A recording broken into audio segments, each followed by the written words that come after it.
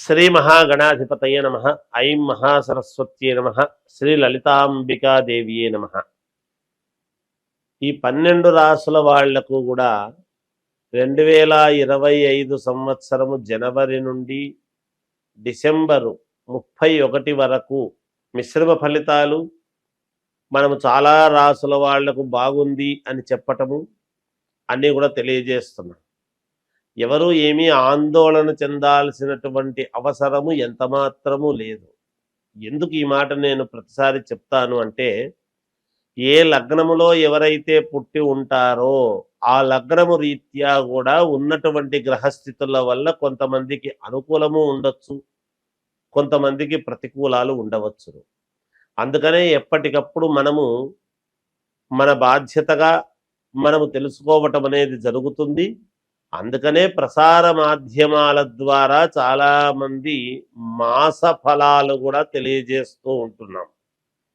అంటే ఏ నెల ఏం జరుగుతుంది ఏమిటనేటువంటి వివరాలు కూడా తెలియజేస్తూ ఉన్నాం. అయితే ఇప్పుడు ఈ 12 రాసుల వాళ్ళు కూడా ఈ రాశి ఆ రాశి అని కాదు, అందరూ కూడా ఈ 2025 జనవరి నుండి మామూలుగా డిసెంబర్ వరకు కూడా అన్ని పనులకు కలిపినటువంటి పరిహారాలు అనేటువంటివి కొన్ని ఉంటాయి. అంటే ఈ పనికైతే ఇది, ఇంకొక పనికైతే ఇంకొకటి అని జాతకాన్ని బట్టి చెప్పటం అనేటువంటిది అది వేరు. కానీ జనరల్గా సహజ సిద్ధముగా మనము చేసుకోవాల్సినటువంటివి కొన్ని ఉంటాయి కదా. అవి ఏమిటయ్యా అంటే, మీకు తోచిన విధముగా ఎక్కువ సార్లు, అంటే నెలలో కనీసము ఒక 2 సార్లన్నా, అలా 12 సార్లు చేసేటప్పటికి 12 రెండ్ల 24 సార్లు అవుతుంది. అలా నెలకు 2 సార్లన్నా గోమాతను పూజించండి. ఆ గోమాతను పూజిస్తున్నప్పుడు కాస్త ఆకుకూరలు లాంటివి కానీ, ఏదైనా వాటికి కాస్త దాణా తీసివ్వటము కానీ, లేదా గడ్డి కొనివ్వటము కానీ, ఏదో ఒక మీకు తోచిన మాత్రముగా ఒక 50 రూపాయలది కావచ్చు, 100 రూపాయలది కావచ్చు, అలా గోమాతను ఎంత మనము పూజిస్తామో అంత మేలు జరుగుతుంది. కనీసము 2 సార్లు నెలకు, అంటే 15 రోజులకు ఒక్కసారి. దీన్ని ఒక సమయము అని పెట్టుకొని చెయ్యండి.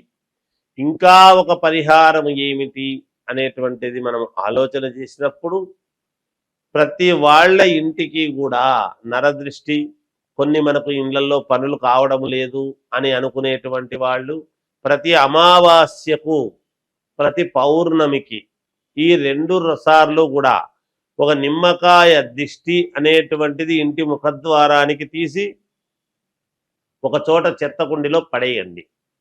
ఇవి 2 పరిహారాలు మాత్రము కంటిన్యూగా చేసుకుంటే మీకు డబ్బులు నిలబడము కానీ, నరదృష్టి పోవడము కానీ, ధనము ఆకర్షణగా రావటానికి కానీ కొన్నిటి బాగా పనికొస్తుంది. ఇవి పాటించండి, మీకు మేలు జరుగుతుంది. ధనుస్సు రాశి వారికి బాగుంది. కొంతవరకు కొన్ని మిశ్రమ ఫలితాలుగా ఉన్నప్పటికీ కొంతవరకు అనుకూలాలు ఏర్పడేటువంటి అవకాశం ఉన్నది. శని ప్రభావము అనేటువంటి దాని వలన కుటుంబ సమస్యలు అనేటువంటివి ఉంటాయి. దైవారాధన అనేటువంటిది చాలా అంటే చాలా అవసరం ఈ రాశి వాళ్లకు. వాక్ చాతుర్యముతో, మనోనిబ్బరముతో అన్నీ కూడా సాధించుకోవాలి అనేటువంటి విధానముగా చూస్తారు. సంఘములో కొంచెము చెడ్డ పేరు, కేసులు అట్లాంటివి అయ్యేటువంటి పరిస్థితి ఉన్నది. జాగ్రత్తగా అడుగులు వేయండి. అంటే నేను ఇప్పుడు ఏం చేశాను, ఏమీ చేయలేదు కదా, ఏముంది అని అనుకోవచ్చును. కానీ గతములో చేసినటువంటి కొన్ని పనుల వలన ఈ సంవత్సరము కొంత ఇబ్బంది పడేటువంటి అవకాశం ఉండబోతున్నది. గృహయోగము, నూతనముగా గృహము కావాలి అనుకునేటువంటి వాళ్లకు గృహయోగం అనేటువంటిది ఉంది. అలాగే వివాహము కావాల్సినటువంటి వాళ్లకు వివాహం, ఉద్యోగము కావాల్సినటువంటి వాళ్లకు ఉద్యోగాన్ని ఇప్పించడం, ఉద్యోగం కావాలనుకునేటువంటి వాళ్లకు ఉద్యోగం తెచ్చుకోవటం ప్రయత్నాలు చేయండి, ఉద్యోగం లభిస్తుంది మీకు తప్పకుండా. సంతానము కావాలి అనుకునేటువంటి వాళ్లకు సంతాన యోగం ఉన్నది. స్త్రీలకు విశేషముగా మంచి యోగముగా ఉండబోతున్నది ఈ రాశి వాళ్లకు. వ్యాపారాలు చేసుకునేటువంటి వాళ్లకు మంచి లాభాలు యోగదాయకముగా ఉన్నది. చిన్న చిన్న సమస్యలు అలాంటివి వచ్చినా వాటిని అధిగమించి మళ్ళీ నిలదొక్కుని వ్యాపారాన్ని ముందుకు తీసుకుపోవడం అనేటువంటిది జరుగుతుంది గాక. రాజకీయాలలో ఉండేటువంటి వాళ్లకు రాజయోగము అలాగే పదవీ యోగము ఖచ్చితముగా ఉంటుంది.